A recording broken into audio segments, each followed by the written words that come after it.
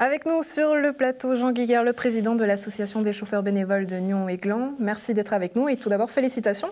Merci beaucoup.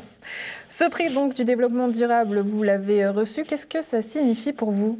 Alors pour nous, c'est une reconnaissance formidable pour les membres bénévoles parce que je trouve qu'ils font un boulot extraordinaire qui est très reconnu par les gens qu'on transporte.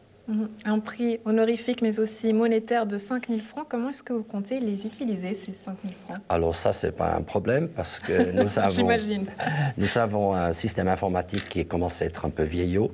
Donc nous devons absolument l'améliorer et puis changer certaines choses. Et cet argent sera grandement utilisé pour l'investissement dans cet système informatique. On va y venir plus tard à ce système informatique puisqu'il a chamboulé votre quotidien, mais j'aimerais revenir sur l'origine de la fondation et que vous puissiez nous expliquer qu'est-ce que vous faites concrètement. Peut-être l'origine, ce qui est intéressant de savoir, c'est Mme Bertha Limer, il y a 33 ans, qui a mis en place un système pour transporter des personnes en difficulté, et puis avec 3 ou 4 personnes d'autres. Donc elle a mis en route ce système qui s'est développé maintenant.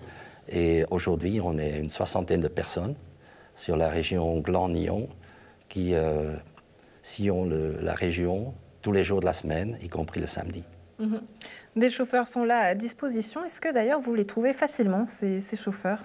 C'est pas évident. Nous sommes très bien représentés dans la région Gland-Nyon et puis environ. Par contre, nous avons de la difficulté à trouver du personnel sur le haut de Nyon, par exemple, Arzier, Saint-Sergue, Marchissy-le-Vaux. Et comme c'est quand même assez loin, pour nous, c'est difficile d'envoyer un chauffeur de Gland jusqu'à Saint-Sergue pour chercher une personne. Donc, nous cherchons activement des personnes dans ces régions. Donc l'appel est lancé à la maison, vous le savez.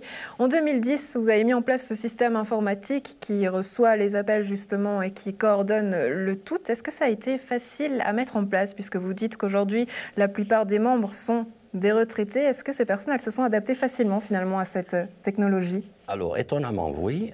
Déjà à la base, c'était pour nous un énorme avantage parce que jusqu'à 2010, c'était avec des petites cartes qu'on devait tenir à jour. Et puis en 2010, c'est grâce à un jeune qui a fait un service civil chez nous et qui a développé un système informatique qui est absolument génial, qui génère un email dès qu'on a trouvé un chauffeur avec toutes les informations, la personne à transporter, la date, l'heure du rendez-vous, etc.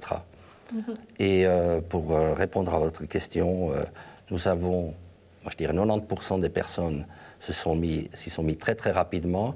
Il y en a 2 ou 3 encore qui n'ont pas d'email. Et puis ceux-là, on dépanne par téléphone. Très bien. De l'autre côté de la route, on a forcément les transports publics, mais aussi Uber. Qu'est-ce que ça apporte peut-être de différent, votre transport à vous? Alors pour nous, la grande différence, c'est que, on va chercher la personne chez elle, des fois à la porte. Il y en a qui n'arrivent pas à prendre l'ascenseur tout seul. On les amène chez le médecin, à la porte du médecin ou à l'hôpital jusqu'à l'accueil et on les attend et on les ramène à la maison.